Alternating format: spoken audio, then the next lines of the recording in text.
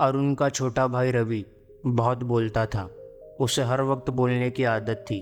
उसके ज़्यादा बोलने की आदत से घर वाले भी बहुत परेशान रहते थे। रवि की इस बात से अरुण भी बहुत चिंता में रहता था। एक दिन अरुण ने सोचा कि रवि को किसी संत से मिलाया जाए, शायद उसके ज़्यादा बोलने की आदत कम हो सके। अरुण रवि को दूसरे गांव के एक संत के पास ले गया और उन्हें रवि की समस्या के बारे में बताया और उनसे मदद मांगी। संत ने मुस्कुराते हुए कहा, मैं तुम्हें इस समस्या का हल एक कहानी के माध्यम से बताता हूँ। एक समय की बात है, मेरे गुरुजी का एक शिष्य था। वो सिर्फ अपनी प्रशंसा करता रहता था और बाकी शिष्यों की बुराई करता था और उन सभी से एक दूसरे की चुगली करता था। वह सिर्फ खुद को ही श्रेष्ठ और ज्ञानी समझता था। एक दिन गुरुजी ने सभी शिष्यों से कहा, तुम सबको एक प्रण लेना है और 1 महीने तक उस प्रण का पालन करना है। अगर तुम चाहो तो इस प्रण को तोड़ सकते हो और अपनी रोज़ की दिनचर्या में लौट सकते हो।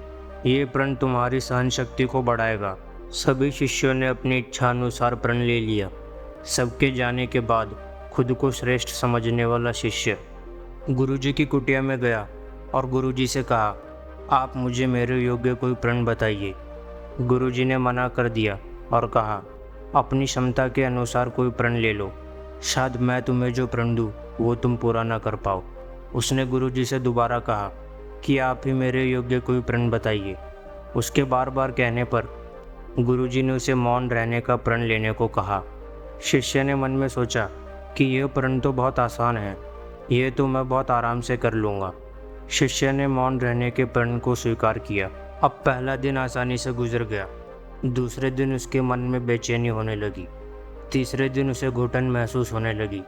अपने आसपास के लोगों को बात करते देख उसका मन भी बोलने को कर रहा था।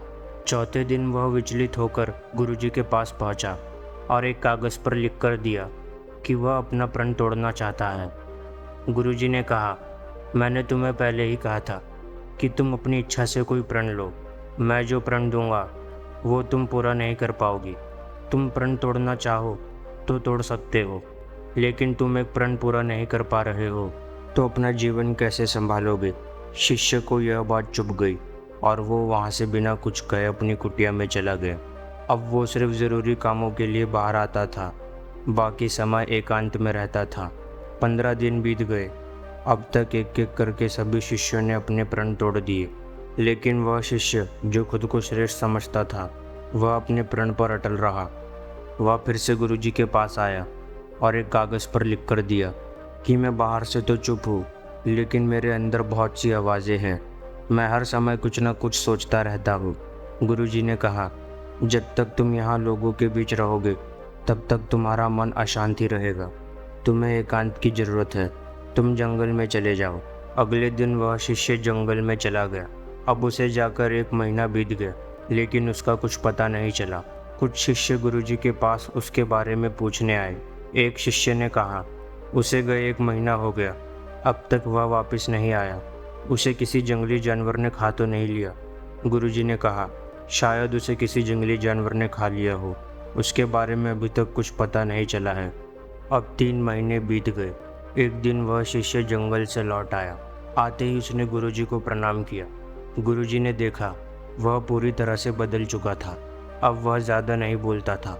उसने गुरुजी से कहा, जब मैं गया था तब मेरा मन बहुत अशांत था।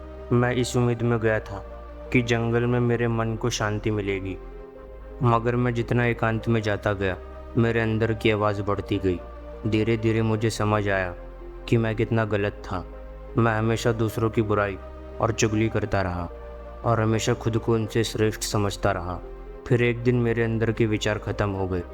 उस दिन मैंने पहली बार अंदर की शांति का अनुभव किया था। अब मैं अंदर से भी मौन हो गया था।